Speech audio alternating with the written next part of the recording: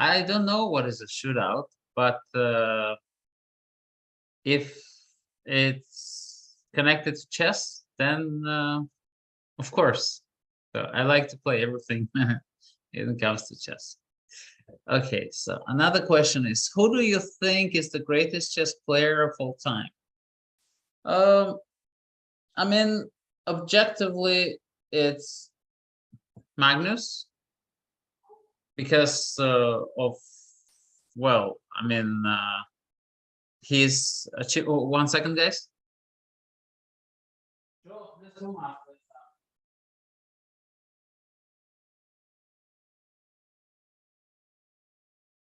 So the question is about the greatest player of time. Yes, I think it's Magnus because of his standard, but it's very close. I think Kasparov comes just near, but I think taking into account that Magnus played in an era where he didn't really have such a big advantage as Kasparov. Kasparov had, I think Kasparov and Karpov had such conditions that nobody else had. I think during Magnus's time, it was more equal. You could compete with him with the coaches and also the computers. So I think it's fair to say, because of that, I think Magnus is ahead of Karpov. But all of the world champions are some of the best players. I mean, if Fischer would play longer, maybe Fischer would be the greatest of all time, because I think this feature of winning 6-0, 6-0 is not going to be repeated. Okay, the next question is in Armenian. Oh, there's also in English. Dear Levon, I still hope to see you as a world champion. What's your opinion? I'm a fighter, I've seen my career and I've seen ups and downs, many of them, and I always fight and I always believe. And my life, has been very. I mean, it has changed so much in 2000 from 2020 that I think I'm already living a different life, a second life, more or less. So, and in this second life, I am very passionate. I want to come back to be playing my best. I think I'm right now, with everything being in order, me becoming a father, and life coming back to I would say to this really good position. Now I really look forward to be playing my best. So I hope to just continue enjoying and continue doing it with the same fashion, because it's something that I live for. Okay, if you weren't a chess player, what would you be? I think it had to do something with, I don't know, something creative. I like to, to have my opinion. I like to have my approach in almost everything that I do. So that's what I'm interested in, creating. I mean, if I talk about the knowledge and passion, I'm probably as passionate about classical music as about chess. I mean, I'm not saying that I can play an instrument or can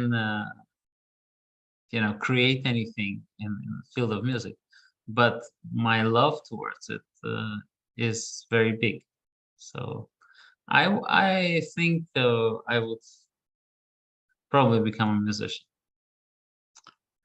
Okay. Which chess player was your biggest inspiration growing up and why?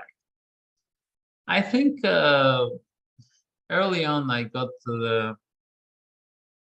the book of Alechin's games, and I think Alechin was my biggest inspiration. And of course, his life has been a bit controversial, with him moving and kind of having connection with Nazi Germany. But this were the times, I think. Those were the times. And you kind of can see where this could come from. I mean, of course, he came from a noble family, and then I think everything was taken away from him by communists. And I think what it creates is kind of, when you hate the communists, then you might go towards the natural enemies of communists.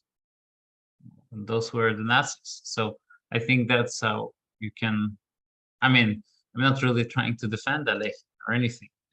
There are historians who know much more, or who would know who to defend or who not to defend.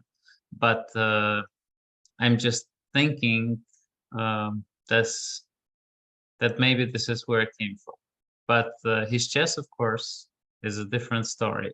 I think he managed to learn and understand his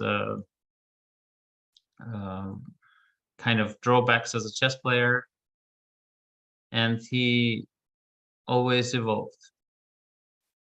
And you can see, for example, the second game in Grunfeld defense was actually, if I'm not mistaken, was played by Alech.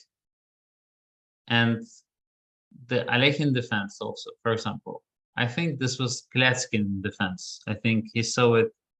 Somebody played against, I mean, maybe Klatskin himself played against Alechin, e4, knight of6, e5, knight g8. And so he always thought about ways to,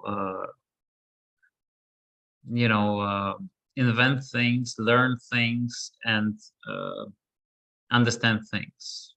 I mean, if we look at his input in the game of chess, it's pretty huge, starting with, lot of openings,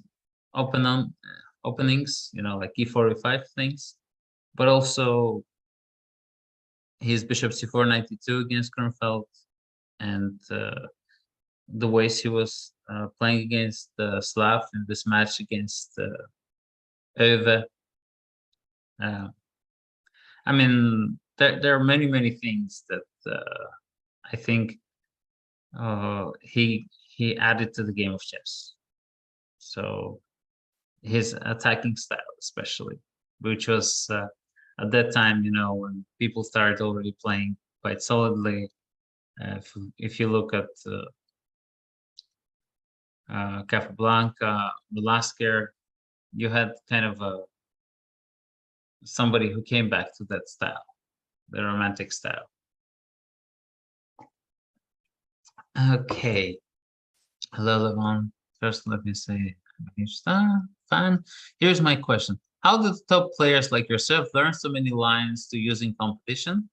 And how can players of rating around 1,500 improve their lines?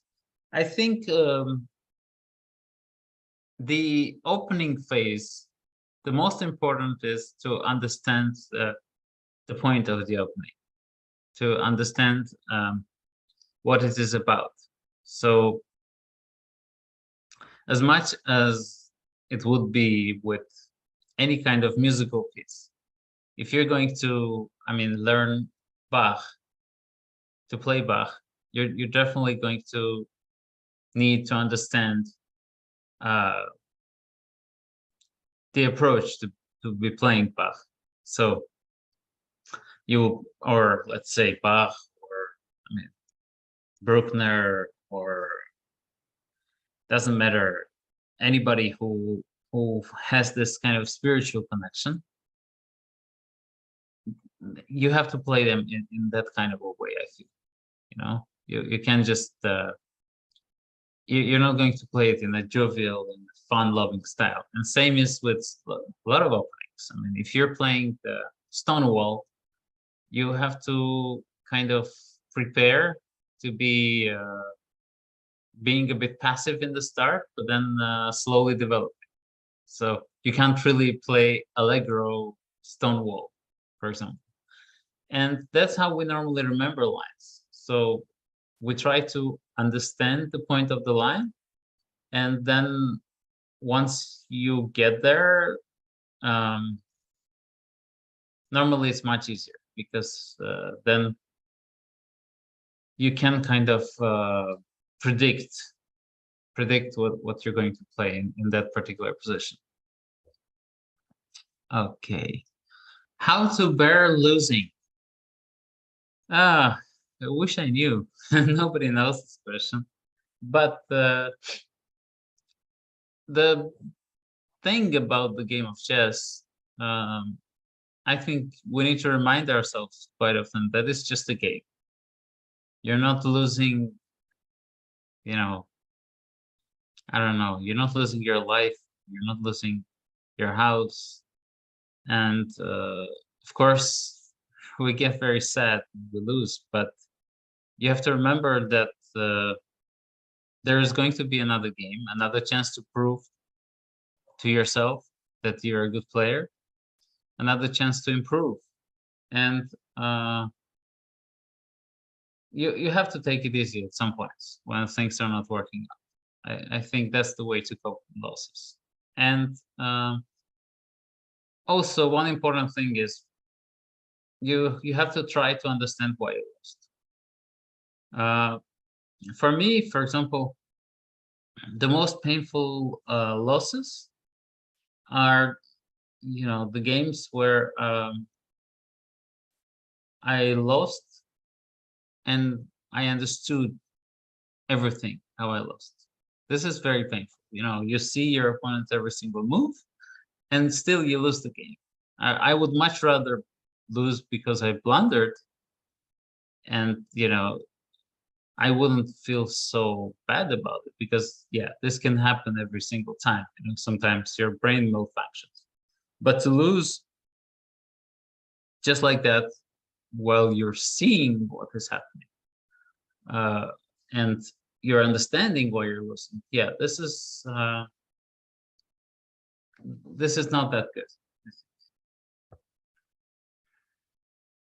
Levon, hello. I have respect you as a man and a player. Please tell me, is it possible, and not a secret, do you ever feel tired of chess? And if it weren't for chess, what career would you try? I think I answered about the career. Do I get tired of chess? I don't think so. You can get tired of kind of trying to break the Berlin, analyzing it, or any kind of tough opening. Let's say this modern Tarashes. This stuff can be tiring, but playing I don't think is ever tiring. If you get to play against somebody creative who tries to get a game, who doesn't really shy away from fights, it's one of the most exciting things. And one thing I'm getting tired of is not having enough opponents. That thing is tiring. When you log in, you want to play, and then online, and there are not many people who want to play. That can be annoying. But whenever I get a chance to play, I'm happy. It's a lot of fun. Okay. Hello, Levon. Which chess strategy books did you read until you became a chess grandmaster? Oh, I've read every single book there is on earth. One thing we were very lucky with, I think, in former Soviet Union, that the chess books were very available. They were very cheap, and you could read, all of those books. And although I was growing up and my family didn't have money, uh, we did have a big library of other books, literature. And my parents sold all of those books and bought me a library of chess books. And um, I am a reader. I love, spending time reading, learning new things, and that's what I did. I went to bed reading a chess book, and also I grew up in a very different environment. Growing up without electricity and heating or hot water, sometimes even cold water. I think it makes it much easier to appreciate the books. So, you know, I would open up a chess book and imagine those tournaments, those conditions, that people played, like books about Curacao, thinking about how wonderful it would be on an island now when you are in the sheets and you don't have any heating. This is kind of romantic. Oh, same with literature. I would read about read Hemingway's books about Paris and imagine myself being there. So yeah, literature is a big part of my life, and I've read every single book of all the world champions and also grandmasters, because there was this series in Soviet Union with lots of this games commentated by the players, grandmasters. You would have Ragozin's book, on his games, Levon Fish books, uh, Floor, Fine, Rubinstein, all the world champions, also players from the past, like first Russian masters. That is also a fun book. So, I think at least my library was at least 70, 80 books, which I read continuously. Okay. Hi, Levon. When are you going to Philippines? Oh, I really hope to come back to Philippines. I had such a wonderful time. I've been to Ilocos Norte. I've been to Boracay, Manila, uh, Puerto Princesa, Puerto Princesa, I think so, or Principesa. Yeah, that was very, very nice. Um, I still remember there was this under, well, it's a cave that is, it's like a lake under the ground. Very, very fascinating thing to see, and the people are very, very nice. You can see that by talking to Wesley. I think he's a really nice guy, and he is representing Philippines in the United States. So hopefully soon. How do you train to play in a major tournament? It depends. If it's round robin or open tournament, but generally you work on your openings. Try to predict what your opponents expect from you, and then you just try to surprise them. That's what the training is nowadays, I think.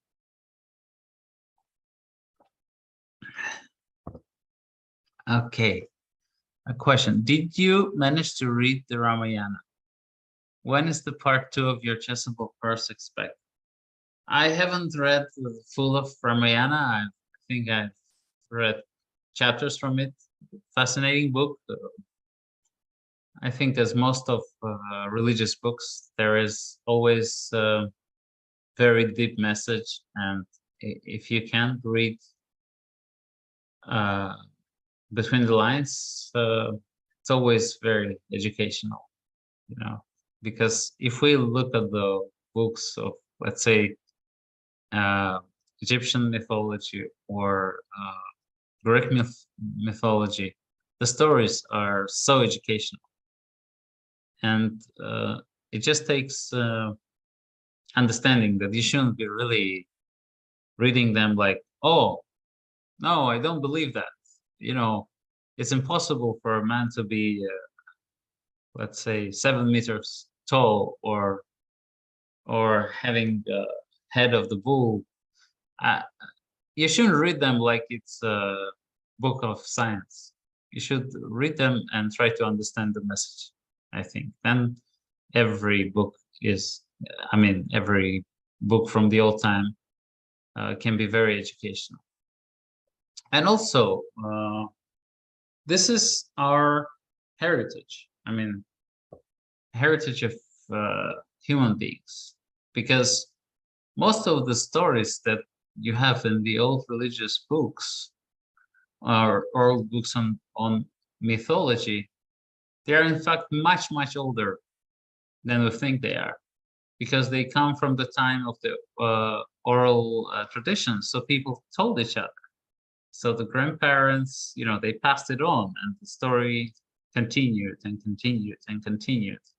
So I think this is very, very valuable. And lessons from there are extremely valuable.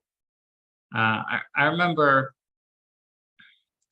I'm a big admirer of Jordan Peterson, and I remember this lecture he did, which was very interesting. He said about the first chapter in Torah, the Old Testament. I think, well, it speaks about first there was the Word, right? And then he kind of he explains that the Word is something that will eventually bring you the order. It takes you out from the chaos. And then he told the story how he was waiting in the line in the airport somewhere in America or Canada. And then, so he was almost the first in line. And then the person who was working there said, okay, sorry, my shift is done. You have to move to the back of the other line. And he said, I got very angry, he said, because I waited for so long, and then I'm just relegated to the back. And that person called the police, because he or she, I don't remember that person's gender, and that person said, oh, you're creating a public kind of chaos. And the police came, and they were kind of already ready, to intervene, and they were kind of almost aggressive like. And then he said, and here I understood that the Word is going to bring order into this. And then he said, I calmly explained to the police officers. I got really, really calm, although I was very angry. So he got calm, and he explained them the situation. And they understood, they had the weapons on them, but then they kind of chilled. And eventually they moved him in front of the other line. But those kind of things, when you read in religious books, those kind of stories, you can see those things happening, correlating. This happened to me a lot as well, when suddenly I just remember a story from a book, and it correlates with the situation that happens in life. So when people say, "Oh, those stories are way too old and they cannot be used anymore," I think it's not true. So you can learn if you're willing to learn from a book. Believe that there's always things to learn. Okay, how to improve chess openings. I think just that's the most difficult part of the game of chess, and it's always a problem if you don't have enough time to spend, or if you get a bit lazy, careless. This happens to everybody. Then it's a difficult job to improve your openings. But the way to do it is normally systematic.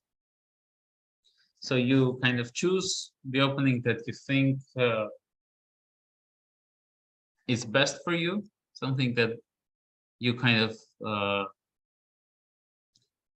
understand the point of the opening, and it's not just some opening that you play for tricks, but something serious.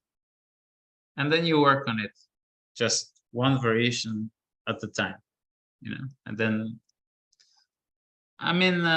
it's a difficult job, but it's the most interesting job for us, I think, for people who enjoy chess, because there is so much depth. And also, by learning openings, you don't just learn the opening, you also learn the middle game. It's all connected. The ideas of the opening, there are typical ideas. For example, ideas in Sicilian middle games. You have a typical themes. You have typical themes in let's say Sicilian. Those are, if black plays b5, how to react, or should you make a long castle, or should you play king d1 at this moment, or how should you push the pawns on your king side with white, and with black quite often is this already a time to react to d5, or if you're playing Sicilians with d5, how should you prepare against the knight d5? When is appropriate to take on c3 or not with the rook, sacrificing. So it's a whole range of things, and I think using some of the knowledge of grandmasters is a good idea. Buying any courses, or getting some free courses. I don't know how it's done. I've never done it myself. And then trying to understand what it's all about. So I think that's the way to go. Okay, after c45, g3, knight f6, bishop g2, c6. Do you think knight f3 is the best move? Do you like the white position after knight f3, e4, knight d4, d5, cd, etc.?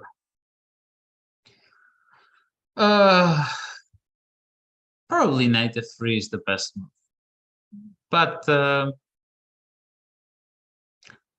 I think generally it's a very solid opening for black, because knight f3, e4, knight d4, d5, cd, queen b6, I think is very solid. Also queen d5 is very playable. I'm not really sure what's best there, or what's the way to go. But it's just way too early in the opening to really be able to tell what's the best move there, or if white's position is better. But it's definitely playable. It can be sharp and forcing.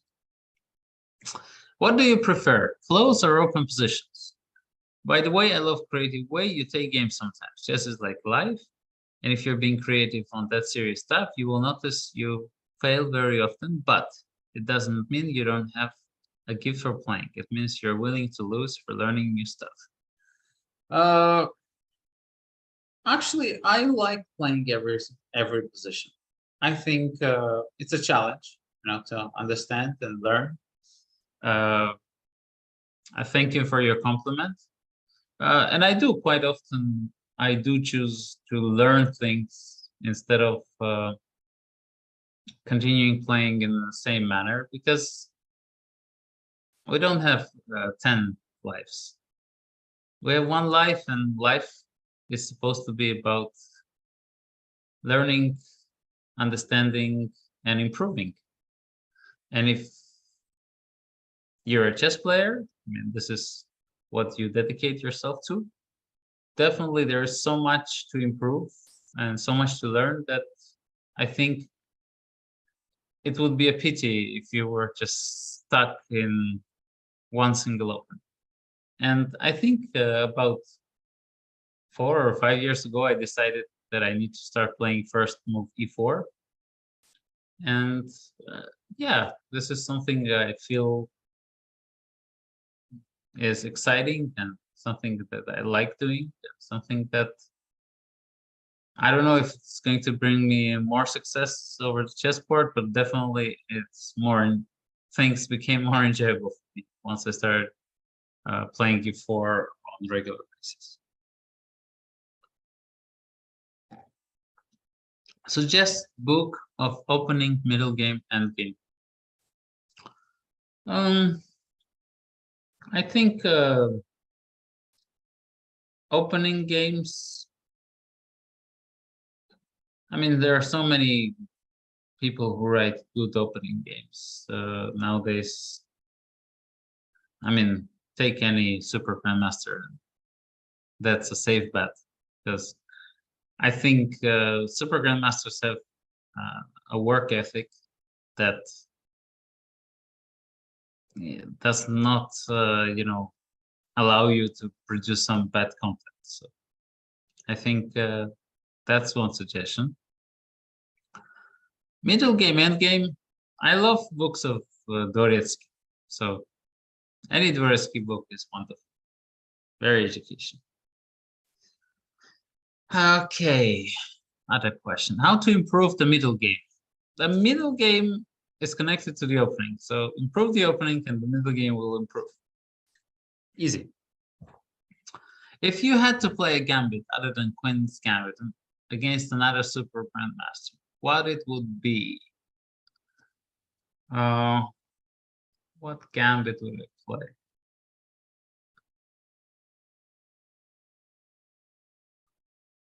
That's a hard one, because King's Gambit is a bit dubious. I mean, white is fighting for equality. Evans Gambit. There you go. Evans Gambit is, I mean, it's kind of equal and playable. The only annoying part is the bishop e7. If you're playing with white, there's bishop b4 and c3 bishop 7. But other than that, I think Evans Gambit can be a lot of fun. Okay, so I already answered the question about the greatest chess player. Hi, how do you study openings? Okay, I think I already answered it. Well, sir, my name is Dip. My question is, what is needed to develop my thinking and visualization in chess? I think the most important aspect of the game of chess is tactics. So you need to be able to spot tactical ideas. So once you improve in tactics, everything else will slowly catch up. And definitely, if thinking and visualization has a lot to do with blindfold chess. So when you're solving those tactical puzzles, try to solve them without moving the pieces. So doing it in your head. So develop your blindfold calculation skills. This is very, very important. I know that there is a rare thing. I think it's some kind of a condition that this allows people, some people cannot visualize things, but it's very rare. So I think most of you will be able to train the aspect of blindfold chess, because this is making life much easier. You won't need so much calculation, then it will come naturally. You'll always calculate. So the connection is very simple. Since while we're playing, we cannot really shuffle the pieces, around. We always calculate without looking at the board. And this is, so basically we need to emulate this situation and do it at all times. Okay, which player, past or present, do you admire the most and has been your greatest inspiration in the game? I think Ivanchuk has always been great inspiration to me, because I think he's very versatile in his style, and I always loved his approach. He was always choosing the not the depth, but the width. So basically, he would like to play every single possible move in the opening, instead of just studying one line till the end.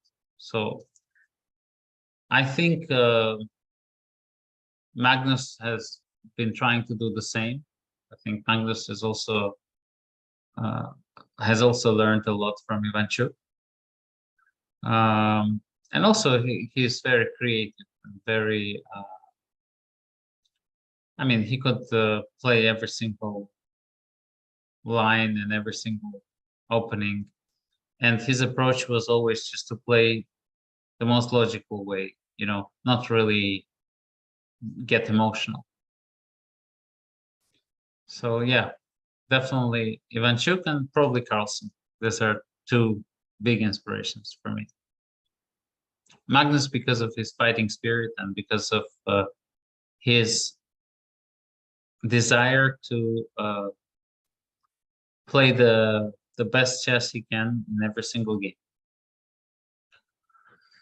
Okay, who is your favorite young talent and why? Young. What does it mean? I don't know. Is Fabiano young?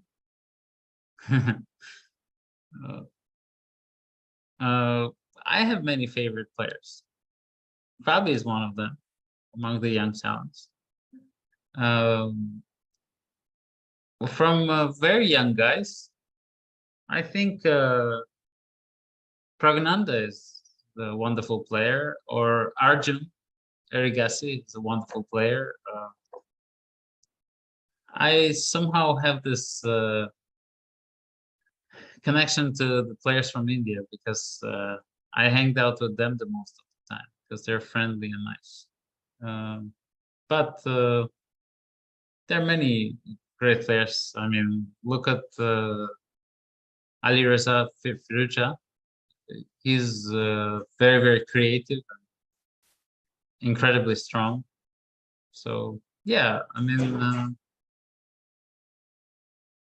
probably I would go with Arjun, because he has a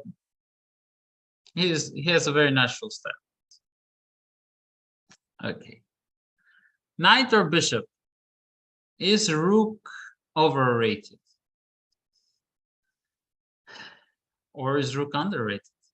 I don't know, depending on the position. How to improve middle game?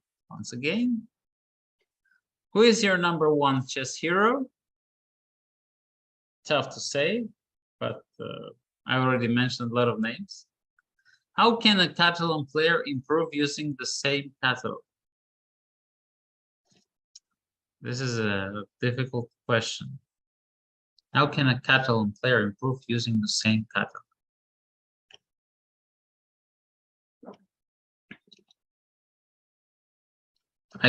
If you want to improve the Catalan, I guess you have to study the Catalan and all of the lines. There are so many lines in the catalog for black, so fewer for white. So if you learn every single line, then you're definitely going to improve as a Catalan player. What's your favorite chess autobiography? What's your favorite book on chess history? Oh, easy. Gena Sosonko's books. They're the best. I mean, they're full of flavor. But also, one of my favorite books is it's in Russian. It's translated to English, but it's the book that Damsky wrote with Games of Tal. So in Russian, it's called Vagonya Taki. In English, it would be the fire of the attack or something like that. So yeah, that's a wonderful, jovial, and witty book. When you're reading it, you just feel that you're speaking with Misha Tal. I've never spoken to Misha Tal, but people told me about him.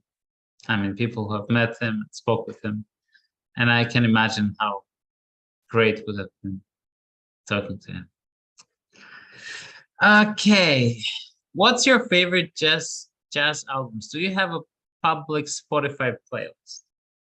I don't have a public Spotify playlist, but I should create one. Oh, I love many jazz albums.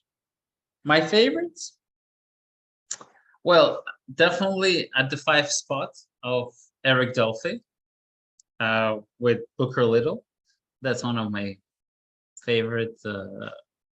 I mean, it's mind-blowing what people did in the 60s. I mean, it's the music of the future. And it was played, oh my gosh, I mean, 60 years ago. I really love Africa Brass of John Coltrane. And I mean, lots of Coltrane albums. Also, almost every album of Charles Mingus. Yeah, so let's say those are my 3 favorites. Okay. Since you're a jazz fan, what's your opinion about Tom Waits? And do you listen to Dylan? I love Tom Waits. Love lots of albums, especially Small Change is my favorite. I think that poetry on the song is called, I think, Bad Liver and a Broken Heart. I think that is pure poetry, and it's an incredible album, the whole album. And he has many great albums. Blue Valentine is a wonderful album too. Bob Dylan, I don't know. I mean, I do have a lot of respect towards Bob Dylan, but somehow it's, I don't know.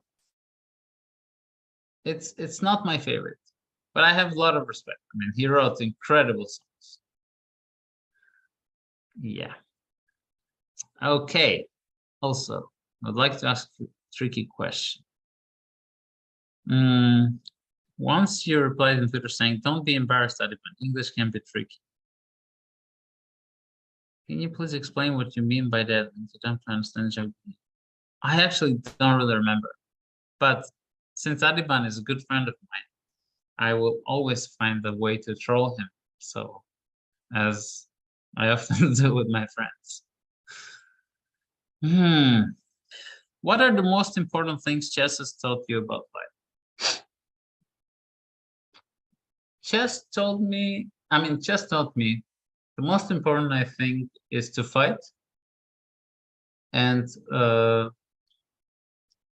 just to be grateful. Because if I look at my chess career, I am sure of it. I'm probably the luckiest player in history of chess. uh, I've been unlucky too, but the times I've been lucky, you know, the losing positions that I have won, oh, I can write a book with just the losing positions that I have won.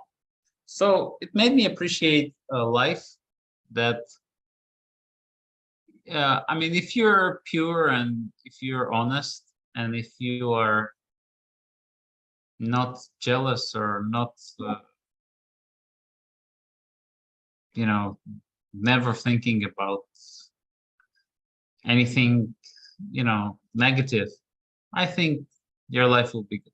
I believe in that, really. I believe in doing good and thinking good and acting good. Okay.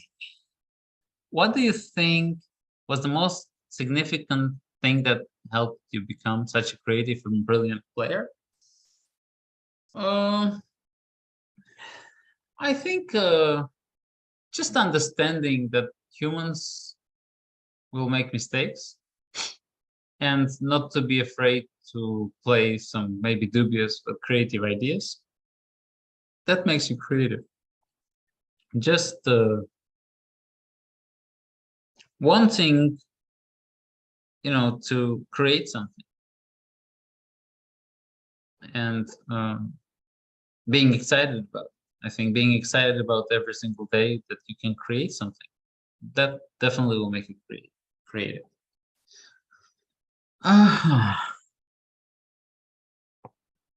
To get into the top of chess level in chess, it's always necessary for anyone to play World Youth Championship very young in age and be a prodigy. No, it's not that necessary. In fact, I mean, there are a lot of people who started very late. I think Dahl, Stein, um, someone else. I don't really remember. But this guy's started playing very late. I also started playing late, considering modern times. I started. I was almost 9, 2 months or 1 month shy of 9. Yeah, September. Yeah, 1 month shy of becoming 9 when I started playing chess. But I think because I don't know if it's a myth or not, but I think the emptier your hard drive is, the easier to fill it up. So the younger you are, the quicker you absorb things. So I think that's why it's important to start early. Do you enjoy solving composed endgame studies, or have they valued training material for you for calculation practice? Oh yeah, I do enjoy it a lot. I think yeah, this stuff can be very, very valuable, you know. I normally, lately, I'm just trying to use my instincts, try to solve them as quick as possible. But I do have make some training before rapid tournaments, classical tournaments, you know, just solving in bulk, you know, maybe doing 2 hours, 3 hours of just solving puzzles, difficult puzzles. How to become a grandmaster? By becoming a candidate master, FIDE master, then international master, and then you become a grandmaster. It's a slow process, you know. You need to dedicate time, dedicate resources. I'm not only talking about financial resources, but about, you know, emotional and physical, mental resources. And desire that and concentrate, put the hours. I think that's the only way. How can I focus during chess play, or see full chessboard while playing, not only one side pieces focus? Okay. Yeah, it's a problem. It's a problem to focus. Sometimes you're so kind of thrilled with the prospects of your ideas, you know, oh, I'm going to get this attack in, and then you don't pay attention to the sides. I mean, chess can be pretty tricky. You think you're just playing 64 boards and you can really keep all the squares in your mind, but sometimes it's impossible. I think generally it's good just to kind of I don't know what it's called, but I call it like a computer approach. From time to time, just to remove yourself from the position and then just look at the position with fresh eyes. Like if you would just put on the computer at that moment and imagine you're a computer, you're seeing this position first time. What are the position squares or ideas? So this could be useful. Do you play checkers? No, not so much. Chess is so much bigger. So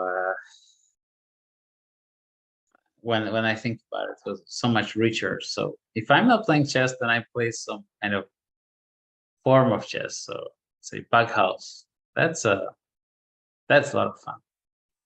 How do you improve your technique? Oh, technique has always been one of my problems. So I think technique is very much connected with emotions and just staying calm when you think you're close to winning. So I think it's improving your mental state, not expecting things from life and just taking things as they are, just working your way. I guess that's the way. How to play blindfolded chess? I think first of all, you need to learn the squares. So just to memorize the squares and then try to visualize it. That's how I did it when I was little. I don't know if I can advise more on this.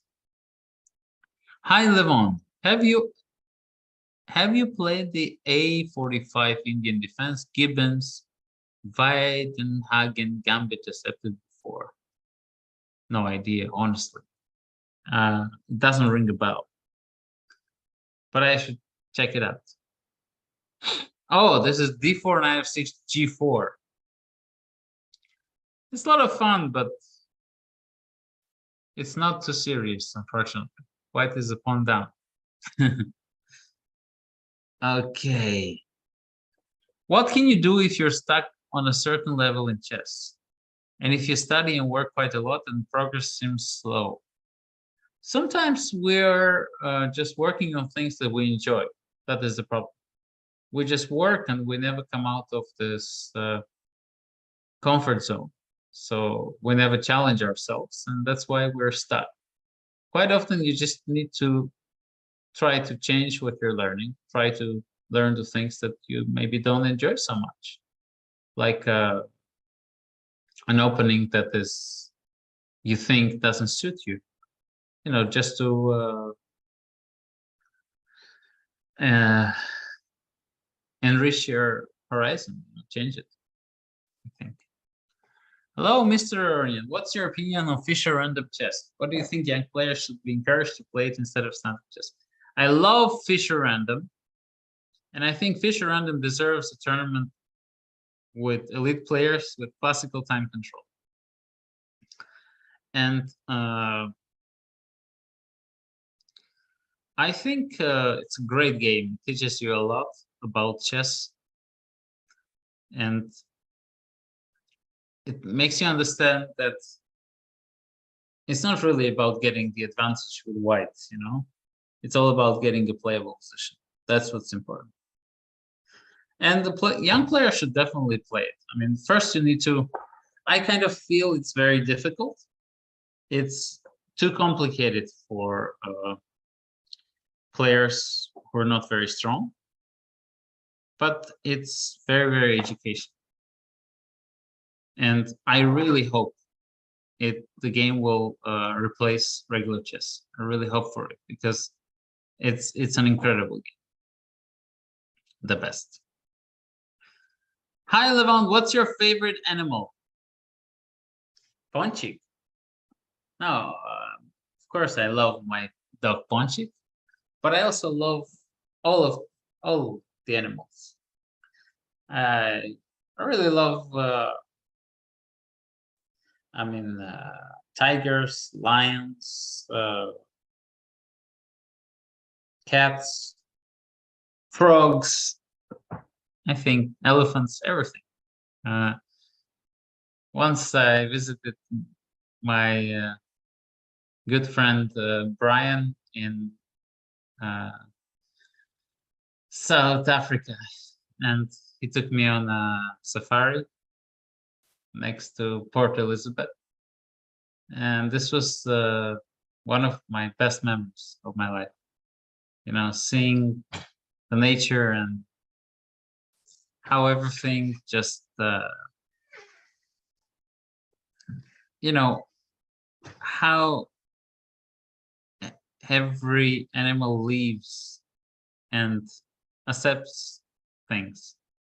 I think it's kind of wonderful, and I always take this as an example. You know, when things are not perfect, I say to anybody who I'm trying to advise, or also to myself, I say, well, look, for example, at the dog that has lost one of its legs. It's still great for life. It tries to make the most of it. It walks. It tries to manage by, and this is something that we kind of distance ourselves from. We kind of forget that life is all about accepting and appreciating it. Yeah.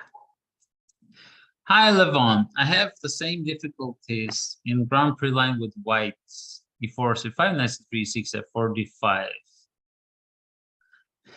I have, or the line E4, C5, knight C3, 6, F4, D5, knight F3, A6, G3, D5.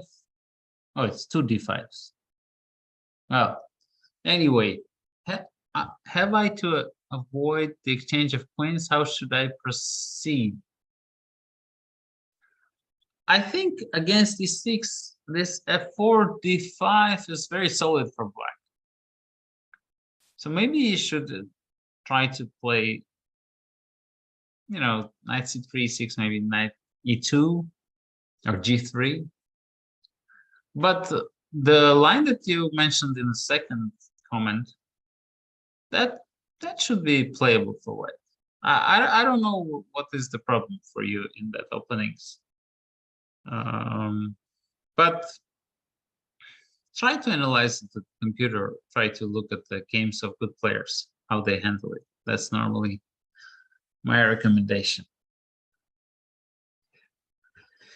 Okay, guys, so I'm going to answer the last question because it's time for me to leave. So here is the question from FM. Hello, Mr. Aronian. Good evening. Wish that you are doing well. I wish all is well and that you and your family is safe.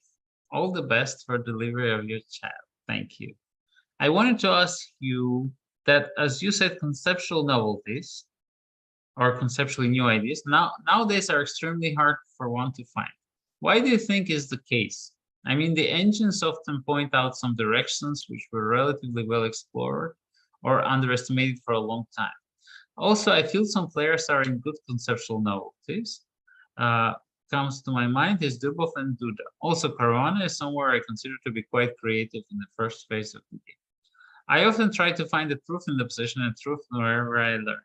Wanted to learn from you. Thank you. Aradia Garg. Hello, Mr. Garg.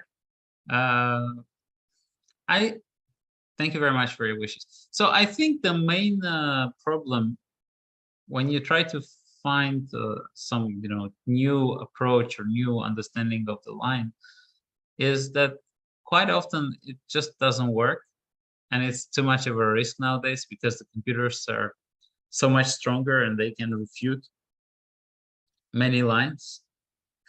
So that is the problem. But it's never wrong to try, because in the end of the day, I mean, a lot of the ideas that we're going to come up with are not necessarily going to stand the test of time. But if you can play them 3 or 4 games, or even 1 game, that is already worth a while. And definitely the players that you mentioned, Duda and Caruana, are doing that. And I love their approach. I mean, they just, also Van Forest, all the guys who work with Magnus, I think they kind of have this approach of trying to find something that is new and has never been tried. And yeah, it's very exciting.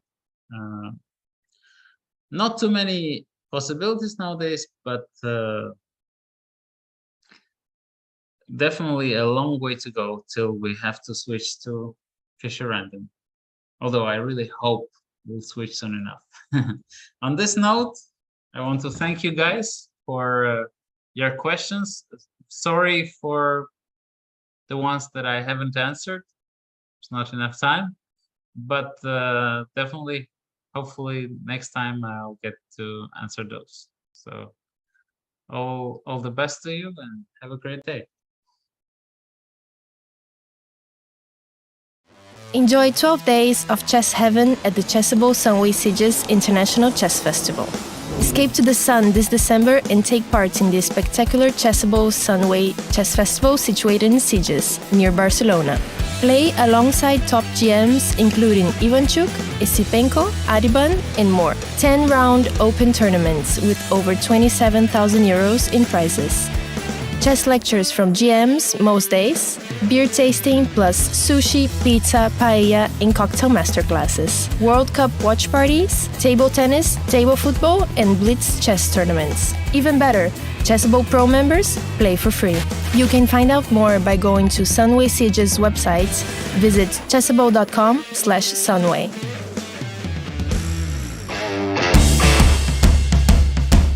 Hello everyone. Hi everyone. Hi and welcome. Hello, everyone.